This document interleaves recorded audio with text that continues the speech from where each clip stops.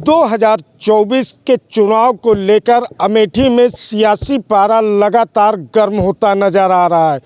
एक तरफ राहुल गांधी न्याय यात्रा को लेकर अमेठी में 19 फरवरी को प्रवेश कर रहे हैं, तो दूसरी तरफ स्मृति ईरानी भी अमेठी के विकास कार्यों, राम मंदिर के दर्शन के लिए 1 लाख से अधिक लोगों को दर्शन करवाने और 3 लाख से अधिक लोगों को प्रसाद वितरण के काम में अमेठी में शुरू है। तो अगर इस तरह बात किया जाए तो दोनों का दायित्व तो दोनों के प्रतिनिधियों को सौंपा गया है। जहां 5 साल से निरंतर विजय गुप्ता अमेठी के लोगों से जुड़कर काम कर रहे हैं, वहीं राहुल गांधी के न्याय यात्रा को देखते हुए किशोरी लाल शर्मा को भीड़ जुटाने के लिए अमेठी में लगाया गया है।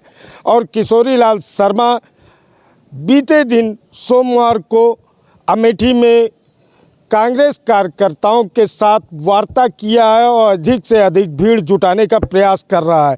ऐसे में क्या लगता है दोनों जनप्रतिनिधि कितने कारगर साबित होंगे 2024 के चुनाव में? देखिए, दोनों जनप्रतिनिधियों में एक मूलभूत अंतर है। किशोरी लाल शर्मा को अमेठी ने लगभग 20 वर्षों तक देखा है। वो सोनिया गांधी के भी प्रतिनिधि रहे और राहुल गांधी के भी 15 साल प्रतिनिधि रहे। किशोरी शर्मा अपने को राहुल गांधी का प्रतिनिधि नहीं मानते, बल्कि वो अपने को राहुल गांधी, प्रियंका गांधी से बड़ा नेता मानते हैं और ये मानते हैं कि हम गांधी परिवार को चला रहे हैं, जो हम बताते हैं वही गांधी परिवार करता है।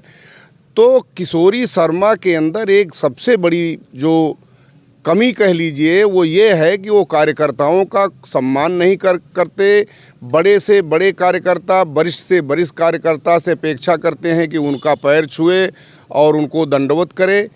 अब आती है बात स्मृति ईरानी के प्रतिनिधि विजय गुप्ता की। तो विजय गुप्ता जितने किशोरी शर्मा के अंदर अहंकार भरा हुआ है उतने वो विनम्र हैं।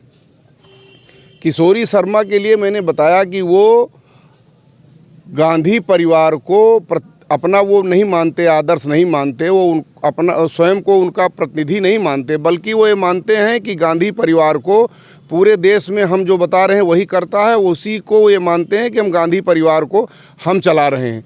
जबकि विजय गुप्ता स्वयं में विनम्र हैं और स्मृति ईरानी के कार्यकर्ता के रूप में क्षेत्र में काम करते हैं।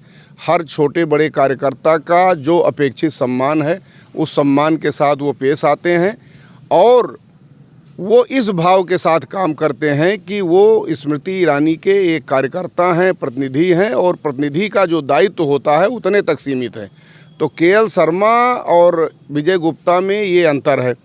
किशोरी लाल शर्मा ने अपने तमाम लोगों के साथ जो यहाँ अमेठी में लूट खसोट राहुल गांधी के कार्यकाल में किया है वो जग जाहिर है।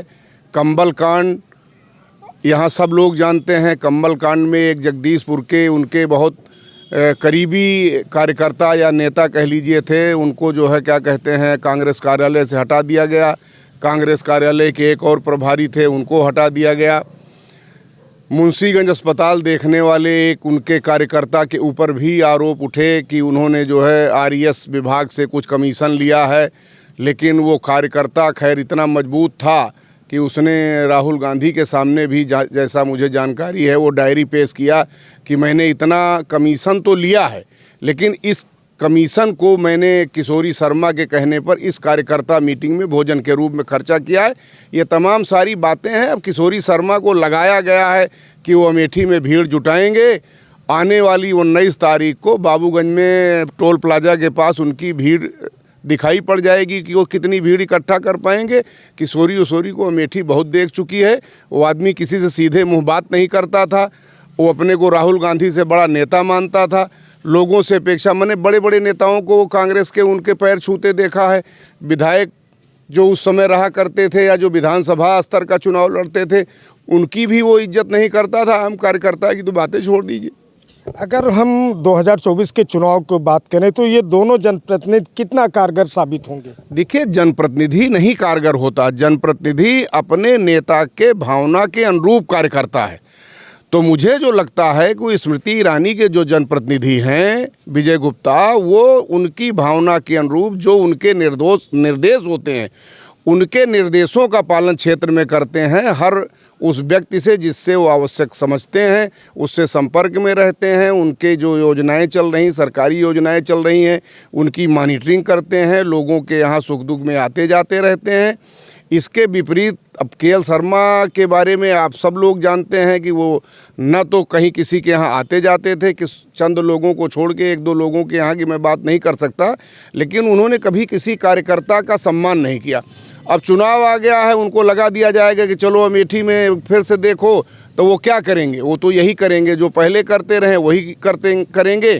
कांग्रेस के जो कार्यकर्ता हैं वो उनके पीछे पीछे घूमेंगे। लेकिन अब जनता किसी के बहकावे में नहीं आने वाली है।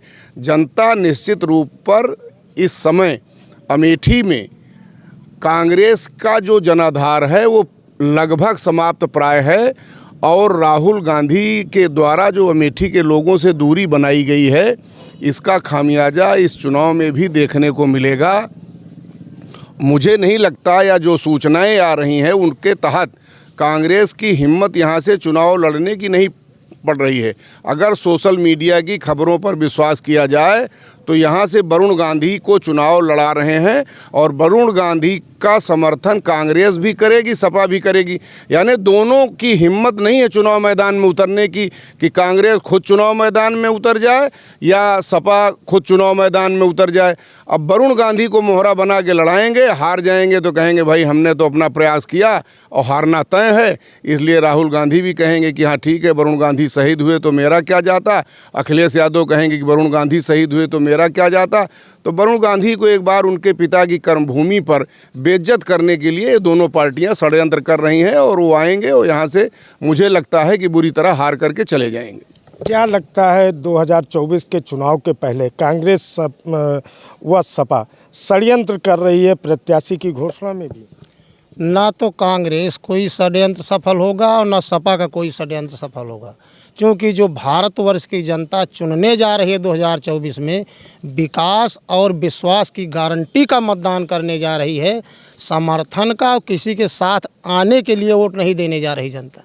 अगर हम बात करें राहुल गांधी के प्रतिनिधि किशोरी लाल शर्मा और केंद्रीय मंत्री अमेठी सांसद स्मृति ईरानी के प्रतिनिधि विजय गुप्ता, तो दोनों में कितना अंतर देखते हैं और जनता का लगाव किस ओर देखते हैं? दोनों प्रतिनिधियों के अंतर में स्पष्ट दिखाई देता है। जनता दोनों लोगों को देख चुकी है। पहले किशोरी लाल को, किशोरी लाल का मकसद ये होता था कि जो सांसद निधि का पैसा आवे अमेठी में, उसका अपने क्लोज सर्किट के लोगों में बंदर बांट करना। जैसे मालविका है, स्टील प्लांट बनी है, सम्राट साइकिल है, अपने लोगों को ठेका और इंडस्ट्री लगा करके उसमें कमीशन खोरी, अर्थात वो अमेठी के विकास विरोधी थे के.एल. शर्मा। और जिसकी बात आप कर रहे हैं विजय गुप्ता जी की, विजय गुप्ता जी सारे कार्यक्रमों को लेकर के, गांव से लेकर के मंडल, तहसील, ज़िले, जो भी केंद्र और प्रदेश की योजनाएं हैं उन पर वो बाखूबी नज़र रखते हैं कि जो योजनाएं सरकार की हैं वो जनता के अंतिम पायदान के व्यक्ति तक पहुँचे।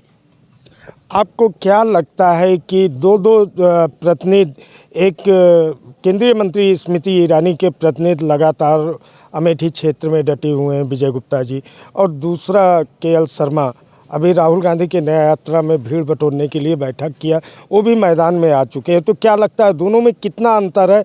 जनता के बीच क्या सामंजस्य है? के.एल. शर्मा जी तो बिल्कुल समाज से और क्षेत्र से और यहाँ से बिल्कुल दूरी बनाए हुए हैं, तो उनके यहाँ आने से अचानक वो जो है वहाँ से भेज दिए गए हैं पैराशूट के द्वारा, तो कोई मतलब नहीं है।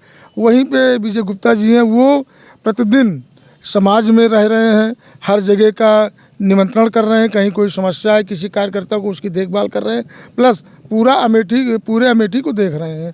तो किशोरी लाल शर्मा का कोई मतलब नहीं है, उनके आने से यहाँ कोई अंतर नहीं पड़ेगा। यहाँ की जनता ने मन बना लिया है, और कम से कम 10 सालों की उनकी दूरी, और मुझे तो ज़्यादा नहीं कहना, केवल इतने कहना है कि किशोरी लाल शर्मा आज तक अपने किसी भी ब्लॉक अध्यक्ष का नाम तक नहीं बता सकते हैं, तो उनका कोई मायने मतलब ना, उनके आने से कहीं कोई भीड़ आएगी ना कोई इसमें परिवर्तन होगा। परिवर्तन नहीं होगा।